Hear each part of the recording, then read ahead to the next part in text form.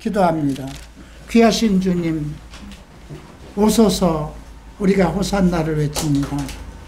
우리의 소망은 우리에게 영생을 주셨사오니 주님의 나라가 속히 이 땅에 임하고 우리가 주님과 영원한 생명을 누리는 것입니다. 그러니 주님 속히 오소서. 주께서 말씀하셨습니다. 언제 올는지 알지 못하니 너희는 깨어있으라 하였습니다. 우리는 세상에 취하고 우리의 각자의 삶에 취해서 늘 주님이 오시는 날을 잊고 준비하지 못한 일이 많습니다. 그러나 주님은 반드시 오실 것이고 이 땅에서 우리는 주님을 맞이할 것입니다. 그러하오니 이 백성들을 잠에서 깨어나게 하시고 주의 날을 고대하게 하시고 성경에서 가리키는 모든 거룩한 말씀, 의로운 말씀을 배우게 하소서. 무화과 나무의 비유를 배우라 하셨으니 우리가 성경을 통해서 이것이 무엇을 뜻하는 것인가 오늘 배울 것입니다. 우리에게 이해를 도와주시고 이 말씀이 무슨 뜻인지 알 수 있는 지혜를 허락하여 주시옵소서. 내 영이 늘 깨어서 주를 송축하게 하시고 주님의 날을 고대하는 정말 하나님의 자녀다운 그런 삶을 살게 하소서. 감사하며 예수 그리스도 이름으로 기도합니다. 앉으시기 바랍니다. 점점 이제 앞으로 13장이니까 앞으로 석 장 남았습니다. 점점 뒤로 가면서부터 무엇인가 바빠지는 것을 느낄 수 있습니다. 우리가 그 12장에서도 성경을 알지 못하기 때문에 오해가 많다 그랬습니다. 과연 우리가 그 오랜 동안 예수를 믿으면서 이 성경 66권, 권수로는 66권이지만 딱 한 권입니다. 그죠? 구약, 신약 다 합해서 한 권입니다. 우리가 일반 사회에서 공부를 해도 국민학교 때 읽은 책 다 합하면 이것보다 많습니다.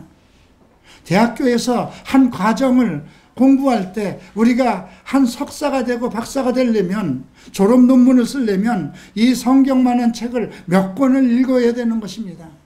그 다음에도 평생 어쩌면 어려서부터 중학교 때부터 고등학교 때부터 대학교 때부터 아니면 30살부터 혹시 40살 50살에 예수를 믿었어도 한 번도 성경을 읽어보지도 못하고 성경에 기록되어 있는 말씀이 무슨 말씀인지 온전히 해석도 깨달아 보지도 못하고 그냥 절간에 가서 부처에게 절하듯이 주의 이름은 와서 그냥 예배하고 아멘하고 찬송 드리고 돌아가는 그러한 종교 행위에 연연했습니다. 여러분, 그래서 오늘 주님은 내가 언제 올지 깨어있으라고 하는 것입니다. 언제 올지, 새벽에 올지, 밤중에 올지 너희가 알지 못하고 아들도 못하고 알지 못하고 천사도 모르고 오직 아버지만 아신다는 거죠. 그리고 이 말은 모든 사람에게 하는 말이라고 그랬습니다. 이스라엘 백성이나 그 12 제자에게만 하는 말씀이 아니라 모든 사람에게, 내가 하는 이 말이 모든 사람에게 하는 말이라는 거죠. 우리에게도 해당되는 말씀인 것입니다. 과연 우리가 깨어서 주님께서 오실 날을 고대하고 있느냐 이것입니다. 그러면서 28절에서는 무화과 나무의 비유를 배우라고 그랬습니다. 우리가 비유를 언급한 것은 마가복음 4장에서 배웠습니다. 씨 뿌리는 비유를 말씀하시며 너희가 이 비유를 모를진데 성경에 나오는 모든 비유를 어떻게 알겠느냐 하셨어요. 그리고 예수님께서는 말씀을 전하시고 항상 제자들 앞에 그 말씀의 모든 비유들을 설명하셨습니다. 성경은 모두가 비유입니다. 창세기부터 계시록까지 모두 예수 그리스도를 향한 비유입니다. 그가 이 땅의 메시아로 이제 완전한 재림을 하시는 그날에 대한 비유입니다. 우리는 그 시대에 살고 있습니다. 천지 창조한 그때로부터 시간은 계속 흘러서 이스라엘의 시대가 흐르고 이스라엘의 멸망이 기록되어 있고, 그리고 고대에서 이제 중세기를 거쳐서 현대에 이르는 그 시간적인 역사 속에서 성경은 그대로 그 역사와 함께 살아 있었습니다. 어제와 오늘과 언제까지나 영원토록 동일한 것이 성경의 말씀입니다. 그리고 예수님이 실제로 2000년 전에 오셔서 그래서 그 이야기들을 사복음의 제자들이 기록해 놨습니다. 우리가 그것을 배우는 것입니다. 그리고 주님의 시대가 끝나고 나면 바로 사도들의 시대가 오는데 7개의 교회의 시대로 펼쳐집니다. 우리는 지금 교회 시대에 살고 있습니다. 교회 시대는 각 성도들이 잘못된 모든 그릇된 생활들, 방법들, 예수를 믿고도 교회 생활을 하면서도 하늘나라에 들어가지 못하는 것에 대해서 책망을 하고 그 잘못된 모든 것을 고치는 내용이 사도서입니다. 그럼에도 불구하고 우리는 매일매일 교회는 목사가 복을 빌어주는 것으로 생각하고 행여 목사의 기도를 한 번 더 받으면 어떨까? 행여 내가 주님 앞에 이 교회에 와서 열심을 다하면 복을 받지 않을까? 그런 생각으로 교회로 오는 종교적인 그런 습관에 빠져 있었습니다. 우리가 10장에서부터 11장, 12장까지 이어지는 것은 많은 바리새인들이나 서기관들이나 예수 그리스도의 제자들조차도 하나님의 예수 그리스도의 말씀에 곡해를 하고 그가 메시아인지도 모르고 하나님의 아들인지도 모르고 그를 시험하는 내용들이 계속 기록되어 있었습니다. 제자들도 주님은 이제 곧 예루살렘 성전에 들어가서 그곳에서 장로들에게 팔려서 십자가를 지고 이제 그의 마지막 사역에 피를 흘리고 돌아가시고 그 구속의 사역을 이루는 그 과정 속에서도 주님, 앞으로 주님이 영광 중에 천사들과 이 땅에 올 때에 우리 형제를 오른쪽 왼쪽에 세워주십시오. 또 천국에서는 누가 가장 큰 자가 될 것인가, 이런 논쟁에 있었던 것입니다. 주님은 그런 그 자기 있는 곳에서 종교 지도자라고 하는 바리새인들과 서기관들과 또 사두개인들과 제사장들과 장로들이 계속해서 예수를 시험합니다. 그들이 수천 년 동안 아브라함으로부터 시작한 그 이스라엘의 역사는 오직 메시아를 기다리는 것이었습니다. 어린이들조차 주님이 나귀를 타고 예루살렘으로 올라갈 때 정말 그 종려나무 가지를 흔들고 호산나 다윗의 이름으로 오는 하나님의 아들이라고 외치는, 그들이 뭘 알아서 예언의 말씀을 알아서 외쳤겠습니까? 그런데 그 당시 종교 지도자들은 예수님에게 나와서 저 아이들이 저렇게 함부로 하는 그 시편 111편을 가지고 외치는 저 소리를 멈추게 하십시오, 그렇게 부탁을 합니다. 예수님은 만약에 이 아이들이 소리를 지르지 않으면 돌들이 소리를 지를 것이다. 하나님께서는 그 아이들 마음속에 메시아를 송축하는, 감히 나귀를 타고 오는 분을 누가 하나님의 아들 메시아인 줄 알겠어요. 그럼에도 성령의 감동함을 받은 그 어린아이들이 호산나를 외쳤던 것입니다. 과연 우리는 어떨까요? 지금 그 시대의 일들을 우리는 성경을 통해서 지금 다 배우고 있는데, 오늘 우리는 우리 이 시간에 그들보다도 2000년 후에 지금 이 시대를 살고 있는 우리는 예수님이 오시는 시대가 더 가까웠다는 것입니다. 그래서 바울이 얘기하지 않아요? 우리의 구원의 날이 더 가까웠다는 것입니다. 바울이 그렇게 얘기를 했는데, 바울 이후에 지금 2000년이 지난 오늘의 우리의 성도들은 얼마나 예수 그리스도께서 이 땅에 오실 날이 가까운 것인지를 알고 있지 않느냐 이거예요. 그럼에도 불구하고 우리는 아직도 2000년 전에 예수 그리스도를 십자가에 못 박던 바리새인들과 서기관들과 장로들과 같은 그런 종교 생활에 연연하고 있지 않느냐. 그걸 다시 생각해 봐야 됩니다. 주님께서 하신 말씀은 이거는 너희들 뿐이 아니라 모든 사람을 향하여 하는 말이라는 거죠. 깨어있으라. 무엇에 깨어있어야 되는 것일까요? 무엇에 취해 있을까요? 바울은 술 취하지 말라, 성령의 충만함을 받으라 그럽니다. 과연 여러분들이 술 먹는 사람들이 있겠습니까? 그 얘기를 하는 것이 아니잖아요. 세상에 취하지 말라는 것입니다. 세상에 더러운 일에 취하지 말라는 것입니다. 돈에 취하지 말고, 도박에 취하지 말고, 인터넷에 빠지지 말고, 음행에 빠지지 말고, 성적인 것, 더러운 것에 빠지지 말라는 것입니다. 여러분, 오늘날 일어나는 미투라는 이 정말 더러운 성추행 사건들과 연예인들이 일어나는 연일, 정말 매스컴을 더럽게 하는 그 모든 내용들이 그들이 세상에 취해 있기 때문에 일어나는 것 아니겠습니까? 교회 안에서도 많은 유명한 목사님들의 어떤 더러운 행각들이 지금 드러나고 있는 이때에 얼마나 주님이 가까운지 우리가 자각해야 되지 않겠습니까? 오늘 그러한 상황에서 우리가 마가복음 13장을 좀 세밀하게 살펴볼까 합니다. 1절을 보시겠습니다.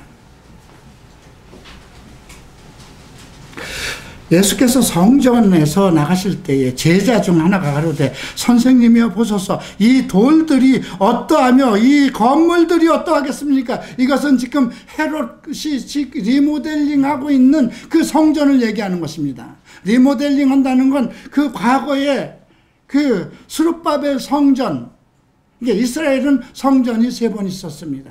첫 번째는 솔로몬을 통해서 지은 솔로몬 성전이 있었고요. 그런데 그것이 다 불타서 없어졌죠. 네, 언젠가요? 이스라엘이 느부갓네살 왕에 의해서 다 멸망을 받고 모든 사람이 다 포로로 갔습니다. 70년 동안 포로 생활을 했습니다. 이스라엘에는 불구자나 어린아이나 노인들만 살아서 이스라엘 땅은 완전히 초토화돼서 사람이 살 수 없는 그런 땅이 되고 말았습니다. 그런데 하나님께서 70년 후에 예레미야를 통해서 예언하신 그 말씀처럼 다시 이스라엘을 회복시키고, 그리고 그때 돌아온 사람들을 통해서 스룹바벨 성전을 지었습니다. 스룹바벨 성전은 그렇게 고도 제한이 있었습니다. 왜냐하면 그 당시 페르시아와 바사, 그 페르시아와 바사는 느부갓네살 왕에 있던 그 시대가 바벨론의 시대 다음에 온 국가가 메대와 바사거든요. 페르시아와 그 바사입니다. 페르시아 성전이죠. 그래서 그 성전 높이보다는 낮아야 되기 때문에 그래서 90피트 이상을 짓지 못했습니다. 그런데 헤롯은 건축가 중에 건축가였습니다. 그는 그 헤롯의 요새를 짓고 겨울궁전을 짓고 그 또 원형극장을 만들고 엄청난 그 정말 그 건축가로서의 최고의 능력을 발휘했던 사람 중에 하나입니다. 그는 18층 높이로 그 스룹바벨 성전을 재건축, 리모델링하고 있었습니다. 그것이 여러분 주 63년에 완성이 되었어요. 주후 63년. 근데 예수님 때에 그것이 40년, 46년이나 지났어요. 그러니까 그 리모델링 시작한 것이 46년이 지내온 때가 지금 예수님이 있었던 시대예요. 그리고 그 후로도, 그래서 완전 주후 63년이 됐을 때, 예수님이 오신 후에 63년이 되었을 때 그 완성됩니다. 그런데 불과 7년 있다가 주후 70년에 그 로마의 티토 장군에 의해서 돌 위에 돌 하나도 남지 않고 완전히 파괴되어 버립니다. 63년을 통해서 정말 그 돌과 돌 위의 돌이라는 이 말을 여러분 잘 생각해야 돼요. 돌 위의 돌이 얼마나 정확하게 그 대리석을 정말 면밀하고 반듯하게 완벽하게 했는지, 돌 위에 접착제를 세우지 않고 돌 위에 돌을 놔도 면도칼 하나가 들어갈 수 없는 그런 건축을 했던 것입니다. 그런데 그것이 어떻게 허물어졌을까요? 주님께서는 내가 이 큰 건물들을 보느냐, 돌 하나도 돌 위에 남지 않고 다 무너뜨리라. 앞으로 63년 후에, 앞으로 70년 후에 있을 일들을 예수님, 그러니까 그 당시 46년이니까 그렇게 한 30, 20 몇 년 후가 되겠죠. 그 후에 무너질 그 일들을 예언하고 계신 것입니다. 티토 장군이 예루살렘을 점령했을 때 그 예루살렘 성전을 허물 생각은 안 했습니다. 그런데 술 취한 병사들이 잘못해서 불이 붙어버린 거예요. 그런데 성전 안은 전부 다 금으로 만들어진 거거든요. 금이 녹기 시작했습니다. 그 녹은 금들이 벽돌과 벽돌 사이로 파고내리는 거예요. 그러니 그 금이 흘러내리는, 벽돌과 벽돌 사이를 통해서 금이 흘러내리는 걸 본 그 모든 로마 병정들이 창과 칼을 가지고 그걸 다 금을 캐내느라고 다 파헤쳐서 예수님께서 말씀하신 이 일들이 그대로 성취된 것입니다. 근데 주님께서 왜 이 말씀을 하신 것일까요? 지금 이 말씀과 함께 우리가 아까 마지막 부분에 있었던 얘기, 내가 오는 것에 대해서, 그죠?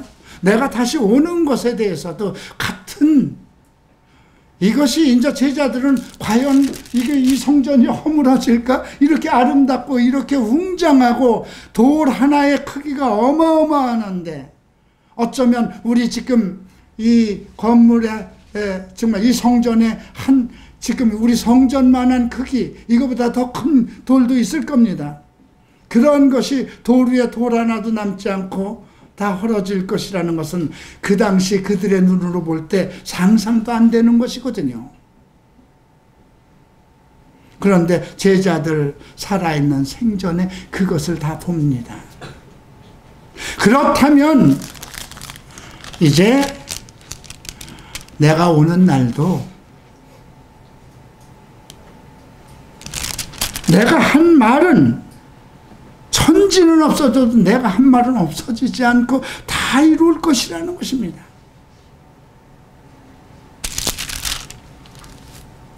그래서 이제 제자들이 자꾸 궁금증이 쌓입니다. 그래서 성전을 마주하고 이렇게 앉아있을 때 베드로, 야고보, 요한, 안드레가 끼네요. 이번에는 항상 베드로와 야고보와 요한만 이렇게 변화산상에 가고 세 사람이 중용됐는데 이번에는 안드레가 꼈습니다. 종용이 묻자오되 어느 때에 이런 일이 있겠사오며 이 모든 일을 이루려 할 때 무슨 징조가 있겠습니까? 징조를 물어보는 거예요. 어떤 사인이 있을까요? 참 좋은 질문이죠. 어떤 사인이 좀 있었으면 좋겠다. 우리가 그날이 오면 어떤 사인이 먼저 일어날까요? 예수님이 오실 때에 그 전에 어떤 사인이 있을까요? 바울은 천사장의 나팔 소리가 있을 것이라고 그랬습니다. 그죠? 천사장의 나팔 소리와 함께 우리가 호련히 변화돼서 눈 깜빡할 사이에 변화돼서 하늘로 올라갈 것을 얘기합니다. 천사장의 나팔 소리와 함께 죽어있던 자들이 무덤에서 일어나 하늘로 먼저 올라갈 것을 언급하고 있습니다. 그런 것은 그때의 징조죠. 그죠? 예. 그러나 지금 제자들은 궁금한 겁니다. 근데 예수님께서 그런 일이 이루려 할 때에 이러한 징조가 있을 것이라고 미리 말씀하십니다. 첫 번째는 사람의 미혹을 받지 말라고 그럽니다. 미혹이라는 건 무엇일까요? 유혹이라는 말과 거의 같은 것인데요. 사람들에게 어떤 사람들의 덫에 빠지지 말라는 것입니다. 여러분들이 사기꾼이 사기꾼인 줄 알면 사기당하겠습니까? 여러분들이 상대가 이단인 줄 알면은 그 수많은 사람들이 다 이단 교회로 갔겠습니까? 미혹이라는 건 미혹의 영들이 역사하는 것이거든요. 미혹의 영들에게 내가 이끌려갈 수 있는 준비가 된 사람은 어떤 사람일까요? 뭔가 특별한 것을, 자기가 생각했던 것을 얘기해 주기 때문에 가는 것이거든요. 사람의 미혹. 그러니까 우리를 넘어뜨리는 것은 사람의 미혹이라는 것입니다. 여러분들이 어떤 메시지를 듣느냐는 매우 중요하고, 더군다나 어떤 능력이나 어떤 기사를 일으키는 목사들에게 입에서 나오는 그 말은 더욱 분별을 해야 된다는 것입니다. 많은 사람이 내 이름으로 와서, 첫 번째 미혹이 뭐냐면, 많은 사람이 내 이름으로 와서 내가 그러라 하여 많은 사람을 미혹해 하리라. 여기서 많은이라는 숫자는 얼마나 될까요? 신천지의 숫자는 얼마나 되며 문선명의 통일교의 숫자는 얼마나 될까요? 그죠? 한 사람의 미혹하는 걸로 인해서, 근데 많은 사람이 와서 많은 사람을 미혹할 것이라는 거죠. 누구의 이름으로? 예수의 이름으로. 이단들도 보면 다 예수의 이름을 얘기합니다. 다 성령을 얘기하고 하나님을 얘기합니다. 제가 오늘 이 칼럼을 이제 페이스북에다 올렸습니다. 페이스북에 올렸는데 어떤 분이 아침에 와서, 아침에 보니까 페이스북에 답글이 열렸어요. 제가 무화과 나무에 대한 설명을 했거든요. 무화과 나무의 비유를 배우라. 그래서 무화과 나무는 이스라엘의 독립을 얘기한 것입니다. 로마에 의해서 국가가 다 없어진 상황입니다. 그럼에도 불구하고 1948년 내가 태어나던 해 5월 14일 날 전 세계 사람들이 이스라엘이 다시 독립할 것이라는 건 상상도 하지 못했는데, 다시 이스라엘이라는 이름으로, 그죠? 이스라엘이라는 이름으로 그대로 독립을 해서 지금까지 건재합니다. 우리나라가 고조선에서부터 고구려, 고려, 조선, 신라, 백제 이렇게 많은 나라들이 있었지만, 그래서 후백제도 있고 후신라도 있고 이렇게 많은 그 사람들이, 그 후손들이, 왕족들이 자기 나라를 다시 세우려고 했고, 이시조선도 다시 그 왕족들이 다시 조선시대를 다시 이어가려고 했지만 그렇게 이어간 나라가 없습니다. 나라가 망하면 그걸로 끝나고 다른 나라가 시작된 거지, 이스라엘이 망했으면 다른 나라 그 민족이 세워서도 다른 이름으로는 이어갈 수 있지만, 전 세계 가운데 망했던 이름으로 그 민족이 다시 그 땅에서 국가를 재건한 것은 이스라엘밖에 없는 것입니다. 그것이 1948년 5월 14일입니다. 그러면 분명히 이런 말씀을 했죠. 28절을 잠깐 먼저 더빙을 하겠습니다. 무화과 나무의 비유를 배우라. 그 가지가 연하여지고 잎사귀를 내면 여름이 가까운 줄 아나니, 이와 같이 너희가 이런 일이 나는 것을 보거든 인자가 가까이 문 앞에 이른 줄 알라 그랬어요. 문 앞에 이른 줄 알라는 것은 주님이 오실 때가 심히 가까운 것을 알라 그런 겁니다. 그죠? 그런데 무화과 나무를 배우라고 그러죠. 무화과 나무는 이스라엘을 얘기합니다. 이스라엘을 두 가지 나무로 지칭합니다. 하나는 포도나무요, 하나는 무화과 나무입니다.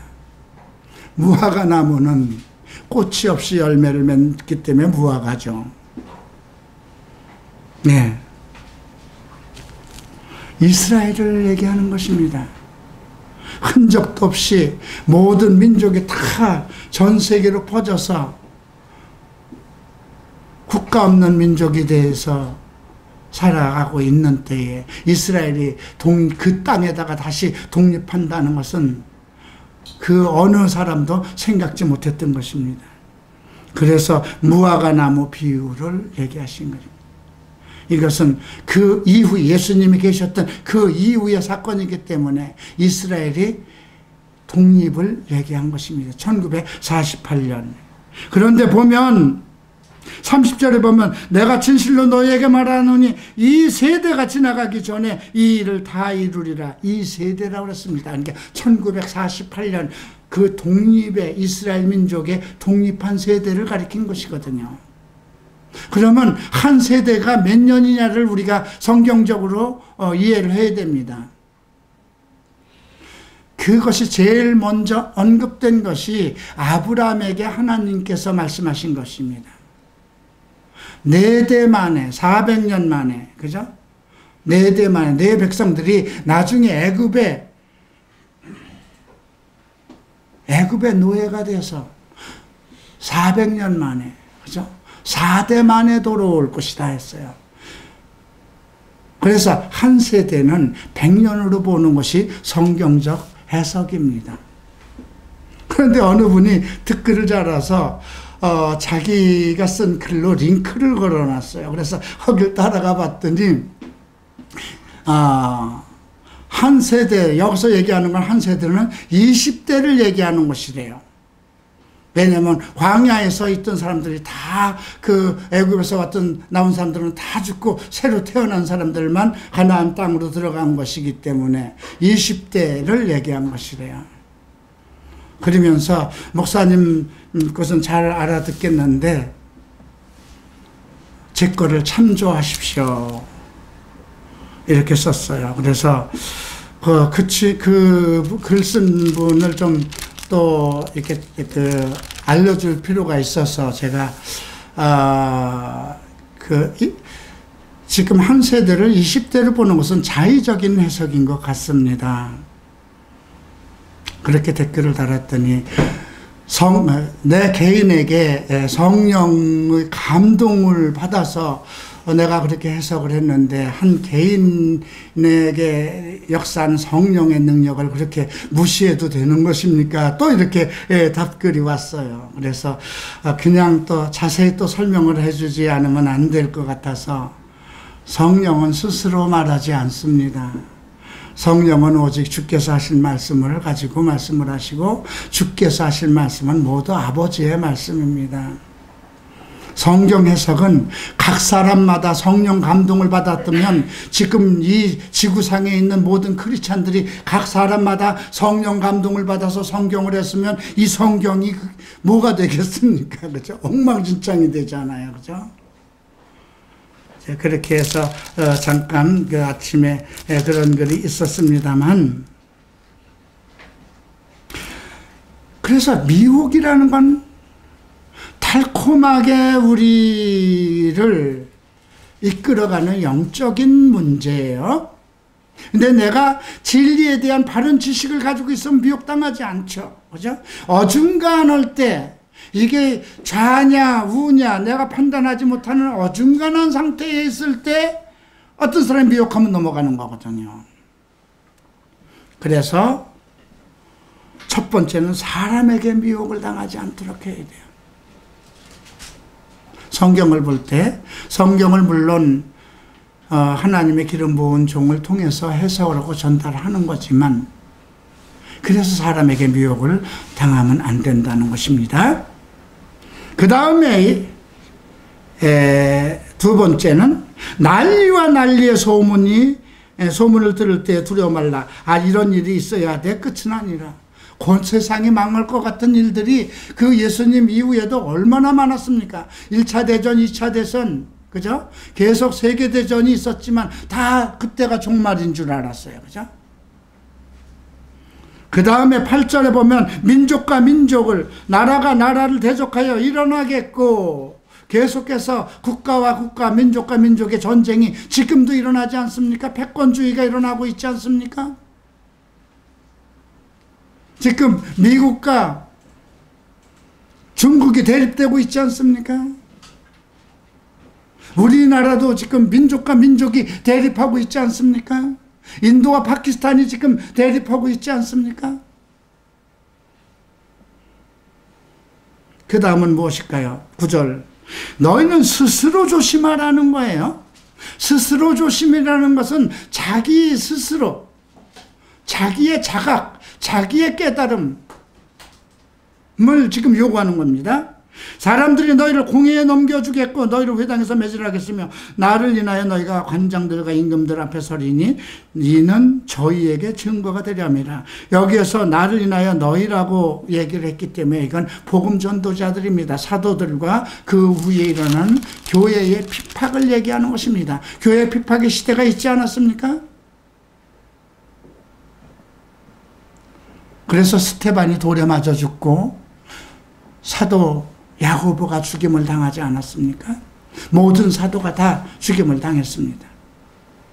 복음이, 그러나 또 복음이 먼저 만국에 전파되어야 할 것입니다. 이런 고통과 핍박의 시대를 통해서도 복음은 온 세상의 땅끝까지 전파됩니다. 예수님께서 부활하신 후에 제자들과 40일을 함께 사셔서 사도행전 1장 8절에서도 말씀하셨죠. 예루살렘과 유다와 사마리아와 땅끝까지 이르러 내 증인이 될 것이다. 이거는 교회를 통해서 복음이 땅끝까지 전파될 것을 언급한 겁니다. 그래서 복음이 먼저 만국에 전파될 것이라는 거죠. 그래서 앞에서 이런 미혹의 사건들이, 이런 그 전쟁의 소식들이, 난리의 소식들이, 민족이 대립하는 이런 문제가, 그런 속에서 그 복음의 증인들이 핍박을 받을 것을 언급했습니다. 너희를 끌어다가 넘겨줄 때에 무슨 일을 할까 미리 염려치 말고 무엇이든지 그 시에 너희에게 주시는 그 말을 하라. 말하는 이가 너희가 아니라 성령이라 하셨습니다. 이 말은 무엇일까요? 교회 시대에 있을 것을 얘기하신 거거든요. 예수님이 떠나신 후에야 성령을 보혜사, 성령을 너희에게 보내주실 것이라 했기 때문에 성령께서 이 복음으로 죽음을 무릅쓰고 땅끝까지 복음을 전하고 이런 핍박 속에서도 복음을 전하는 사람들에게 그 시에, 그 상황에 성령을 주셔서 복음을 증거할 것을 미리 예견하신 것입니다. 또 12절 보면 형제가 형제를, 아비가 자식을 죽이는데 내어주며 자식들이 부모를 대적하여 죽게 하리라. 이거는 혈통이고 이러한 그 영적인 대립은 혈통을 능가한다는 것입니다. 혈족 관계를 능가한다는 것입니다. 그래서 예수님께서는 부모, 형제, 처자까지 버리지 아니하면 너희가 나의 제자가 되지 못한다는 것입니다. 또 너희가 내 이름을 인하여 모든 사람에게 미움을 받을 것이나, 아직도 지금 중국이라든가 북한이라든가 정말 독재자들의 국가, 사회주의 국가에 가면 얼마나 많은 사람들이 핍박을 받고 얼마나 많은 사람들이 미움을 받습니까? 또 세상에서도 우리가 지금 그 동성애 문제를 가지고 얘기를 할 때도 세상 사람들에게는 얼마나 미움을 받습니까? 여러분들 믿지 않는 부모님들이나 또 이웃들에게 복음을 얘기하고 내가 하나님의 그리스도인인 것을 증거했을 때 달갑지 않잖아요. 그죠? 교회 안에서도 기도를 못하게 하는 세상이 왔고, 그죠? 교회 안에서도 어떤 복음을 전하지 못하고, 어떤 방송 같은 데 가서 출연해서 토론을 해도 우리가 종교적인 것, 그리스도의 것을 얘기하면 얘기를 못하게 하는 그런 시대가 되었잖아요. 그런데 더 중요한 것은 14절부터입니다. 주님이 하신 말씀, 멸망한 가증한 것이 서지 못할 곳에 선 것을 보거든. 근데 가로에서 읽는 자는 깨달을 진저하고 주석을 달아놨습니다. 이거는 반드시 성경을 보는 자는 이 말씀에 대한 이해를 분명히 해야 된다는 것입니다. 깨달아야만 된다는 것입니다. 이것은 다니엘서 9장에 있는 말씀을 언급하는 것입니다. 다니엘서 9장에는 이 말씀이 이제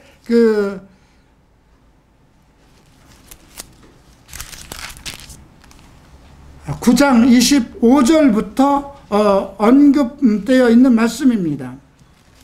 그 멸망한 가증한 것이 선 것을 봤을 때 서지 못할 곳에, 자, 예루살렘 성전에는 뭐가 서야 될 겁니까? 하나님의 언약궤가 있고 하나님이 임재하신 곳에. 그런데 그 당시에 어떤 문제가 있었나요? 그 당시에 이제 이거는 사실 사실은 그 이스라엘의 역사 속에 있었던 내용입니다. 그 이스라엘 백성들이 그 당시 다른 국가에 의해서 이 짐승과 같은 이 얘기를 한 것은 그 수리아의 안티오쿠스 에피파네스라는 그 사람이 일어나서 이스라엘을 지배하면서 예루살렘 성전에다 돼지를 갖다 제사를 지냈던 것입니다. 그러니까 그러니까 이스라엘 성전을 완전히 모독한 사건이 이스라엘 역사 속에 있었던 것입니다. 이것이 이제 다니엘서 9장과 11장에서 언급된 내용이거든요.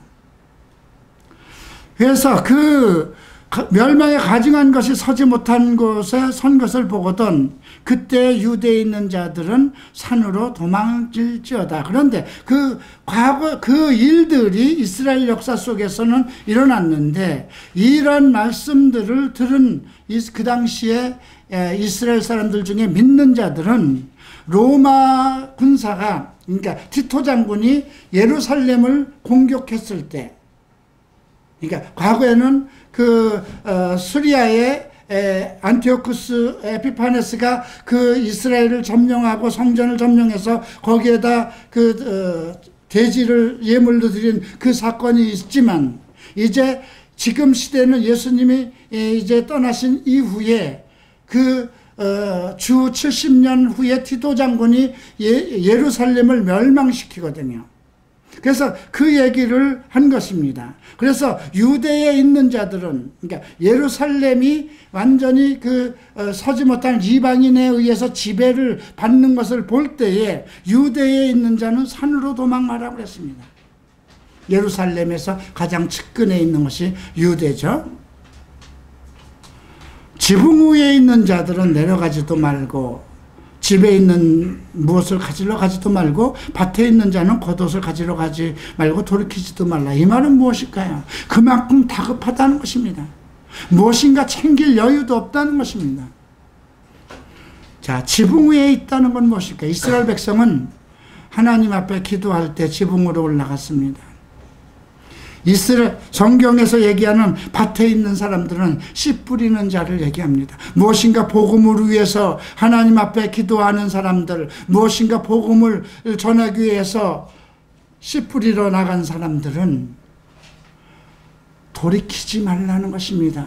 그냥 가던 길로 가라는 것입니다. 그날에 아이벤 자들과 젖먹이는 자들에게 화가 있을 것이다. 왜 그럴까요? 그 어린아이들을 데리고 도망갈 수가 없는 상황이 급박한 상황이 이르는 것입니다. 또 이 일이 겨울에 나지 않도록 기도하라. 겨울이면 추워서 우리가 움직이기가 쉽지 않은 것이거든요. 이는 그날들의 환난의 날이 되겠다. 자, 그래서 이때에 그 티토 장군이 왔을 때 유대에 있는 사람들이 이 말씀을 믿던 사람들은 하나도 화를 당하지 않았다고 합니다. 근데 이것은 그날 예언은 그때만을 향한 것일까요? 우리가 구약에 있었던 예언 지난번에 봤죠. 그 나귀를 풀어오라 하는 사건이 예수님께서 말씀을 하셨지만 이미 스가랴 선지자를 통해서 예언을 했던 내용이거든요. 그런데 지금 예수님의 때에 그대로 성취가 됩니다. 그래서 우리가 예언은 항상 이중성을 가지고 있을 것을 우리가 생각해 둬야 되는 것입니다. 창조하신 창조로부터 지금까지 이런 환난이 없었고 후회도 없을 것이다. 예수님께서 말한 것은 과거 창조하신 이후부터 이런 대환난이 없다는 거예요. 마지막 대환난을 얘기하는 것입니다. 그래서 우리는 이 사건이 계시록에서 일어나는 사건, 그 사건으로 보아야 된다는 것입니다. 주께서 날들을 감하지 아니하셨다면 모든 민족이 구원을 얻지 못했을 것이고 자기 택하신 백성을 위해서 그 날들, 여기서 택하신 백성은 누굴까요? 우리가 아닙니다. 이스라엘 백성입니다. 아브라함으로부터 택하신 백성이 아직 예수를 안 믿고 있기 때문에 그들이 언제 믿을까요? 우리가 그것을 계시록에서 보지 않습니까? 최종적으로 적그리스도와 함께 적그리스도가 이것이 완전히 사탄이구나, 그것을 깨달았을 때 적그리스도가 이스라엘과 약속을 해서 성전을 지어줍니다. 그리고 나서 자기가 3년 반 동안은 열심히 제사를 드리게 하더니 나중에 자기가 딱 그 성전에 서서 제사를 못 드리게 하는 거예요. 내가 하나님이다 하는 거죠. 그러니까 이 말이 멸망한 가증한 것이 서지 못할 것은, 이것은 적그리스도의 때에 하나님의 성전에 적그리스도가 자기의 위치에 쓴 것, 이제 로마 시대를 지나서 우리 지금 교회 시대를 지나서 마지막에 있을 적그리스도의 시대의 것을 얘기한 거예요. 그래서 읽는 자들은 깨달으라는 것입니다. 예수님 때에 읽는 자들이 있을 것이고, 지금 교회 시대에 읽는 자들이 있을 것이고, 조금 더 가서, 그죠? 다음 세대에 읽는 자들이 있기 때문에 그 시대별로 이 말씀에 대한 분변이 어느 때 어느 시를 얘기하는지 깨달아야 된다는 것입니다. 그런데 우리는 이것을 무엇으로 봐야 될까요? 이미 티토 장군에 의해서 로마가, 예루살렘이 멸망을 받은 것은 우리는 다 지난 얘기잖아요. 그러니까 지금 무엇을 우리가 생각해야 되냐면, 적그리스도가 이 땅에 와서 이스라엘과 계약을 하고 이제 예루살렘 성전을 지어준 후에 그때를 얘기하는 겁니다. 우리는 그때까지 살지 못할 것입니다. 대환란 기간 동안에 있는 것이고, 이 창조로부터 그런 환란은 정말 없을 것이다 얘기했기 때문에 우리가 계시록에서 이미 살펴본 모양인 것입니다. 인구의 3분의 1이 죽고, 바다가 망하고, 산이 망하고, 모든 농작물이 망하고, 그런 시대를 우리가 보고 있었죠. 근데 이스라엘 백성들을 위해서 그 날들을 감했다는 거예요. 날이 아니고 날들이잖아요. 복수잖아요. 이것이 100일인지 300일인지 3년 6개월인지 이제 앞으로 우리가 계시록을 보면 1260일이라는 날짜가 나오고 한때 두때 반때라는 그런 용어가 나옵니다. 그래서 우리가 그런 것들을 머리에 감안을 하고 이 부분을 읽어야 되는 거죠. 그때에 사람이 너희에게 말하되 보라 그리스도가 여기 있다, 보라 저기 있다 해도 믿지 말라. 이건 그때에 일어나는 거니까 우리와는 조금 거리가 조금 그 갭이 있습니다. 거짓 그리스도들과 거짓 선지자들이 일어나서 이적과 기사, 이건 누구를 얘기하는 겁니까? 적그리스도를 얘기하는 겁니다. 적그리스도의 능력이 얼마나 있었을까요? 그죠? 예. 자, 할 수만 있으면 택하신 백성도 미혹해 하려 한다. 택하신 백성은 이스라엘 백성입니다. 이스라엘 백성들도 깜빡 넘어가는 겁니다. 그래서 적그리스도와 계약을 하고 말죠. 근데 23절 말씀 함께 읽어볼까요? 너희는 삼가라. 내가 모든 일을 너희에게 미리 말하였노라. 종말에 있을 일들을 미리 말했으니까 너희들은 삼가라는 거죠. 더욱 조심히, 더욱 주의를 하고 더욱 주의를 하라는 것입니다. 자, 그때에 환난 후 해가 어두워지고 달이 빛을 내지 아니하며 별들이 하늘에서 떨어지며 하늘에 있는 권능들이 흔들리라. 자, 이건 종말에 있을 그 일들을 언급한 내용들입니다. 그리고 그때에 저가 천사를 보내어 자기 택하신 자들을 땅 끝에서부터 하늘까지 사방에서 모으리라. 지금 이스라엘 백성들이 많이 자기 옛 땅으로 돌아오고 있어요. 그런데도 아직 전 세계에 모든 이스라엘들이 아직 퍼져 있습니다. 그러나 그때를 천사를 보내서 택하신 백성들을 땅 끝에서 하늘 끝까지 사방에서 모을 것을 예언하셨습니다. 이건 종말의 때에 모든 이스라엘 백성들이 모두 이제 예수를 영접하고 하나님께 돌아오는 예수 그리스도의 복음으로 돌아오는 그 종말의 때를 연기한 것입니다. 그리고 무화과 나무를 배우라는 거죠. 비유는.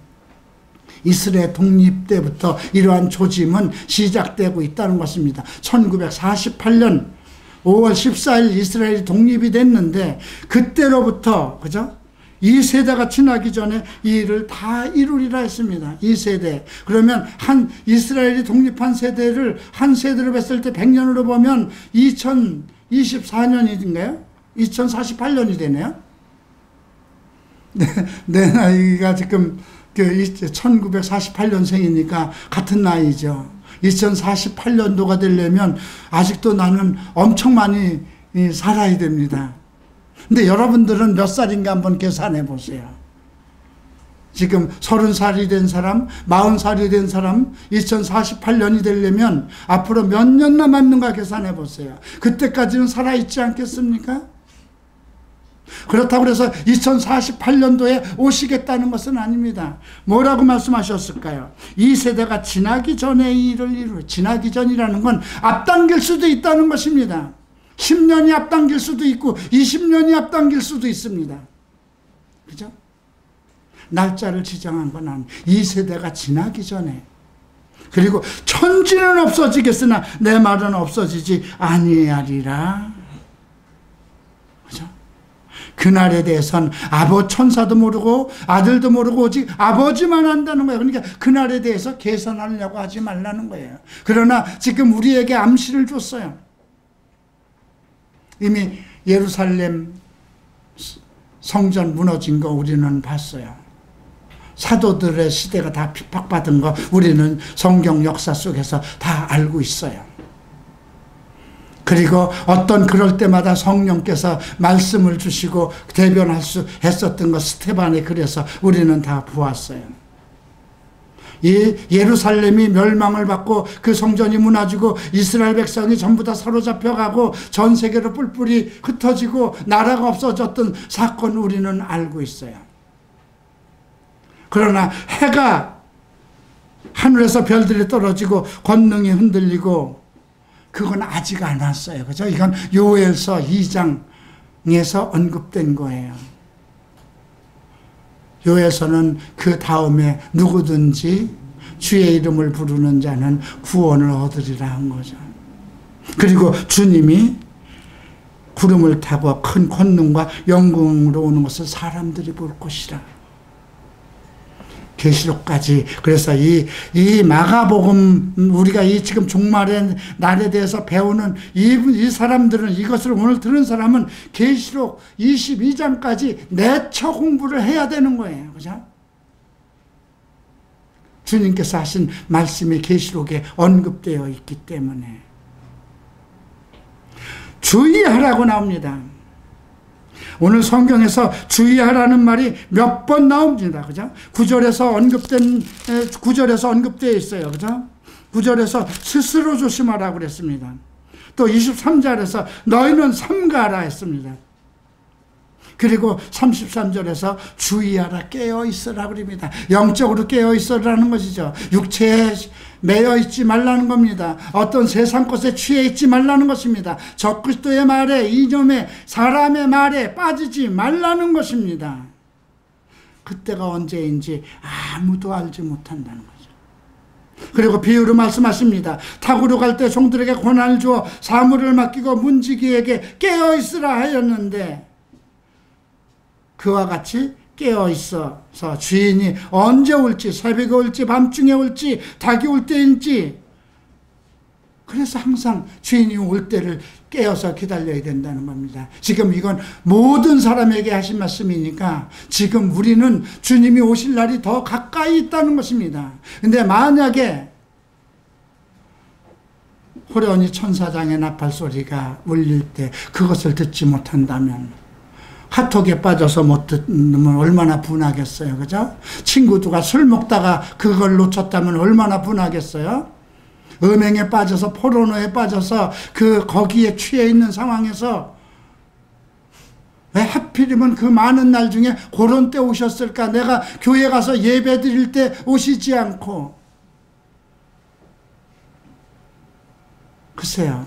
그 사람에겐 그때 와야 맞는 거예요. 그죠? 얼마나 많은 성경의 말들이 책망을 했습니까? 그죠? 음행하지 말라. 불의한 자가 하나님 나라를 상속받지 못할 것이라. 계속 예언이 됐어요. 문제는 교회가 이 성경을 순서대로 안 가르쳤다는 것입니다. 우리가 지금 교회 시대에 살고 있으면서 로마 시대에서부터 히브리 교회까지 하는 그 모든 말씀을 전달하지 않았기 때문에 무엇에서 깨어야 되는 것인지, 불의한 자가 무엇인지, 내가 지금 정리해야 될 것이 무엇인지, 내가 정결케 되고 거룩하게 돼야 되는 그것이 어떤 힘과 어떤 능력으로 가능한 것인지, 성경만 바르게 가르쳐 순서대로 가르쳤으면 다 알 수 있고, 내 영이 깨어서 내 마음에 잘못된 것, 내 정신적으로 잘못 이끌려 가는 것, 내 육체의 속성들을 쳐서 바른 길로 갈 수 있을 텐데, 하나님의 말씀을 듣지도 못하고 들어도 깨닫지 못하고, 그게 마가복음 4장에서 나오잖아요. 보기는 보아도 알지 못하며 듣기는 들어도 알지 못하고 마음으로 깨달아 구원을 얻지 못하게 하는 백성. 이런 시대에 지금 우리 교회 시대가 지금 흐르고 있는데, 그래서 여러분들이 매우 중요합니다. 여러분들이 빨리 깨우쳐서, 여러분들이 빨리 나가서 잠들어 있는 형제들을 잠에서 깨어야 되는 것입니다. 그래서 첫째는 마음을 다하고 힘을 다하고 목숨을 다하여 주 여호와 너희 하나님을 사랑하라 하는 것이고, 둘째도 그와 같으니 내 이웃을 내 몸처럼 사랑하라는 것이죠. 내 이웃 중에 가장 그들을 사랑하는 것은 무엇일까요? 예수를 믿는 사람들이 예수를 믿지 않는 사람보다 더 가까운 이웃이겠죠. 내 가족 중에 예수를 믿지 않는 사람들도 있을 것이고, 내 가족 중에 예수를 믿어도 아직 종교적에 빠져서 술 취한 것처럼 그렇게 빠져 있는 사람들도 있을 것이고요. 그들에게 바른 진리를 가르치고 우리가 다 함께 그리스도의 날을 준비하고 맞이하는 거룩한 성도가 되어야 되지 않겠습니까? 여러분들에게 오늘 말씀이 여러분들의 영혼을 일깨우고, 여러분들이 취해 있는 그 잠에서 여러분들을 깨우는 말씀이 되기를 예수 그리스도의 이름으로 축원합니다. 일어나십니다. 함께 기도하겠습니다.